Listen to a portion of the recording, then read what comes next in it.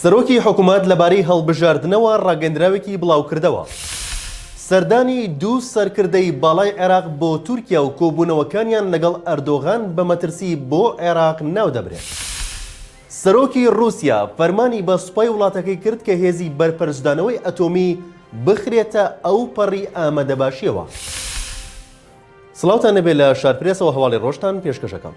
نووسینگەی سەرۆکی حکوومەتی هەرێمی کوردستان لە ڕاگەندراوێکدا بڵاوی کردەوە ئەمڕۆ مەسرور بارزانی بە فەرمانێک بڕیاریدا بە ڕاستبردننی سەرۆکایەتی دیوانی ئەنجومەنی وەزیران و سەرجەم وەزارەت و لایەنە پەیوەندیدارەکان بۆ هەماهەنگیکردن لەگەڵ کۆمسیۆنی باڵای سربەخۆی هەڵبژاردن و ڕاپرسی بە مەبەستی دابینکردنی بودجە و سەرجەم پێداویستیەکانی پرۆسەی هەڵبژاردن.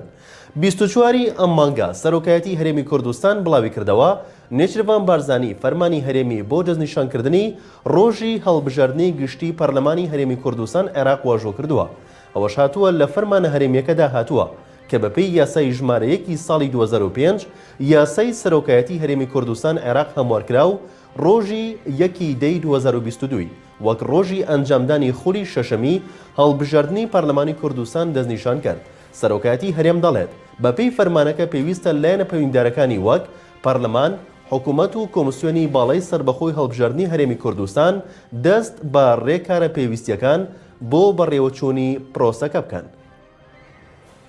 چەودێرێکی سیاسی عێراقی ڕەخنە لە سەردانی دوو سەرکردەی باڵای عێراق بۆ تورکیا و کۆبوونەوەکانیان لەگەڵ ئەردۆغان و سەرۆکی دەستگای هەواڵگری تورکیا دەگرێت و بە مەترسی بۆ عێراق ناوی دەبات.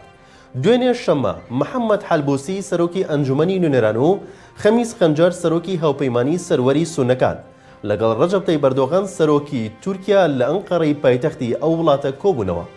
هەرچەند لە ڕاگەندراوی نووسینگەی سەرۆکی پەرلەماندا ئاماژە بەوە کراوە کە کۆبوونەوەکە بۆ تاوتوی پەیوەندیە دۆستانەکانی عێراق و تورکیا بووە. هاوکات باسی هاریکاری لە بواری ئاڵوگۆڕی زانیاری ئەمنی و هەواڵگری کراوە. بەڵام چاودێرێکی سیاسی قسەی دیکەی هەیە. عەلی موسەوی چاودێری سیاسی عێراقی ڕەخنەی لەو سەردانە گرتووە و دەڵێت کۆبوونەوەکانی خەنجەر و حەلبوسی لەگەڵ ئەردۆغان و بەرپرسانی باڵای تورکیادا پەیامی ئەوەیان لەدەخوێنرێتەوە کە تورکیا لە ڕێگەی ئەو سیاسیە عێراقیانەی بوونەتە شوێنکەوتووی تورکیا دەزوەردان لە کاروباری نەوخۆی عێراق زیاتر دەکات و ئەوەش مەترسیدارە و ڕەنگە بەم زوانە ڕۆنتر بێتەوە. بابوچوونی موسەوی باشتر بوو لەو دیداراندا باز لە پێشلکاریەکانی تورکیا بکرێت لە عێراق نەک گفتوگۆیەکی سیاسی گوماناوی هەبێت. بەردۆخی ئۆکرانیا کاریگەری لەسەر بازاڕی جیهان دروست کردووە و بەتایبەت لە دوای دەستپێکردنی هێرشەکانی رووسیا بۆ سەر ئۆکرانیا بە جۆرێک کە نرخی زێڕونەوت لە بازارەکانی جیهاندا بەرز بوونەوە و نرخی نەوت گەیشتە سەر و $100 و نرخی زێڕیش بە هەمان شێوە بۆ هەر ئۆنسەیەک $50 چوەسەر کە ئەم گۆڕانکاریە لە نرخدا بازارەکانی هەرێمی کوردستانیشی گرتەوە.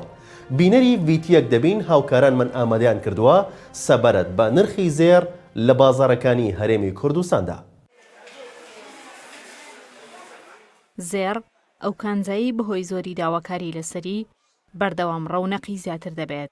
نرخی زێر لە بازارەکانی جیهاندا بەرزترین ئاسی تۆمار کرد. سالار زیاتر لە 25 ساڵە کاری زێڕەنگەری دەکات. ئەو لێکدانەوە بۆ نرخی زێر دەکات و بەردەوام چاودێری جموجۆڵەکانی بازاڕی زێر دەکات و دەڵێت لە ماوەی کەمتر لە 10 ساڵی ڕابردوودا بۆ 1 کیلۆ زێر زیاتر لە $20,000 چۆتە سەر. هیچ کاتێک ئاڵتون توانای ئەوەی نەبە بەهاکەی لە دەست بە بەردەوام دنیا سەقامگیر بێت هەر بەهای تایبەتی خۆی هەیە، دنیا ناسەقامگیر بێت دیسان هەر بەهایکی تایبەتی خۆی هەیە و بگرە بەرزبوونەوەی زیاترش بەخۆیەوە بینێ. وڵات خەڵک بچوکی کەرەوانە تا خەڵکیش دیسان ڕسیدی خۆی ئێستا بە ئاڵتون مەزەنداکە. ڕسیدی خۆی بە ئاڵتون مەزەنداکە چکم شتێکە نەتێکچوونی هەیە نەکۆنبوونی هەیە نە توانای لە دەستدانی بەهاکەشی هەیە مستەحیلە. ساڵانە و لەم کاتەدا و لە سەروبەندی نزیکبوونەوەی وەرزی بەهاردا بەشێک لە هاوڵاتیان داهاتنە بازارەکانی زێڕ و داوای نوێترین و جوانترین پارچە زێڕەکانیان دەکرد. بەڵام ئەو ئاستا بەرزەی کە زێڕ تۆماری کردووە وای کردووە ئەم بازاڕە کەمترین جوڵەی تێدا هەبێت. نرخی زێر ڕوو لە بەرزیە بەهۆی ئەو ئاڵۆزیەی رووسیا و ئۆکرانیا تەسیری کردوتە سەر ئاڵتون ڕوو لە بەرزیە و بەرز هەبێتەوە زیاتریش هەتا ئەم کێشە و مشکلانە هەبێت. مەسلەی ئاڵتون با بڵێن عالەمیە، هەموو بانقەکان ڕەسیدی بانقەکان کە بیانەوێ عەرزی عەسەڵات بکەن ئاڵتونێکی زۆر ئەخەنە بانقەکانەوە، یعنی با بڵێن ئێمە هەین. لە ئێستادا نرخی زێر لە بازاڕەکانی هەرێمی کوردستان بەم جۆرەیە. نرخی مسقالێک زێڕی عیار 24 بە 470,000 دیناری عێراقیە و مسقالێک زێڕی عیار 22 بە 445,000 دینار و مسقالێک زێڕی عیار 21 بە 425,000 و مسقالێک زێڕی عیارە 18 بە 350,000 دینارە. ئەم نرخانەش بەردەوام گۆڕانکاریان بەسەردادێت. بانکەکان لە جیهاندا جگە لە پارە بۆ ئەوەی دڵنیایی دروست بکەن یەدەگی سەرەکیان کردووە بە زێڕ. زۆری خواستە سەری وای کردووە نرخی زێڕ بەردەوام بێت لە بەرزبوونەوە. خواستێکە لە سەراسی گیان بە بەردەوامی لە زیادبوونەوە بە تایبەتی بانکە ناوەندیەکانی گیان، بانکە فیدراڵیەکان لە سەراسی وڵاتانی گیان هەمویان لە ئێستادا سەرچاوی سەرەکیان جگە لە دراوی فەرمی وڵاتانی دیکەوە دراوی بیانی جۆرێکی دیکە لە یەدەگی زێڕ لە نێو بانکە ناوەندیەکانە کۆکرێتەوە و هەڵەگیری ئەمانە ئەکرێت پێمان بڵێن کە خواست لەسەر زێڕ جگە لەوەی خواستێکی جیهانیە زیادە بێ شەڕ و میلیۆنەکان کاریگەری لەسەردانەوە لە بەشێک لە وڵاتانی ڕۆژهەڵاتی ناوەڕاستیش خواست لەسەری زیادەکان لەلایەن هاوڵاتیان. لە هەر کاتێکدا لە جیهان بارودۆخێک بێتە ئاراوە ئەوە نرخی زێڕ گۆڕانکاری بەسەردادێت. لە ئێستاشدا کە جەنگی نێوان ئۆکرانیا و رووسیا سەری هەڵداوە وای کردووە نرخی زێڕ بەرزتر ببێتەوە و چاڕوانش دەکرێت لەو ئاستەدا نەوەسێت و هەڵکشانی زیاتر بەخۆوە ببینێت.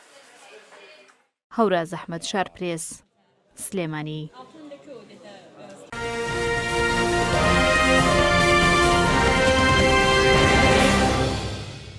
سەرۆکی رووسیا فەرمانی بە سوپای وڵاتەکەی کرد کە هێزی بەرپەرزدانەوەی ئەتۆمی بخرێتە ئەو پەڕی ئامادەباشیەوە. فەرمانەکەش لە کاتێکدایە کە گرژەکانی رووسیا لەگەڵ وڵاتانی ڕۆژئاوا لەسەر پرسی ئۆکرانیا ڕوو لە هەڵکشانە. ڤلادیمیر پوتین سەرۆکی رووسیا فەرمانی بە وەزیری بەرگری وڵاتەکەی و سەرۆکی دەستەی گشتی هێزە چەکدارەکانی رووسیا کردووە هێزی بەرپەرزدانەوەی ئەتۆمی سوپای رووسیا بخەنە ئامادەباشیەوە. گرژیە نێودەوڵەتیەکانیش لەسەر داگیرکاری رووسیا بۆ سەر ئۆکرانیا ڕوو لە هەڵکشانن. فەرمانەکەی پۆتینیش گرژیەکان قوڵتر دەکاتەوە. پۆتین دەڵێت وڵاتانی ڕۆژاوە هەرتەنیا بەرامبەر ئابووری وڵاتەکەی نادۆستانە ڕەفتار ناکەن، بەڵکو بەرپرسانی باڵای وڵاتانی ناتۆش ڕاگەندراوی شەڕەنگێزانەیان بەرامبەر با وڵاتەکەمان هەیە. لە شارپرێسەوە هەواڵی ڕۆژتان پێشکەشکرا شاد و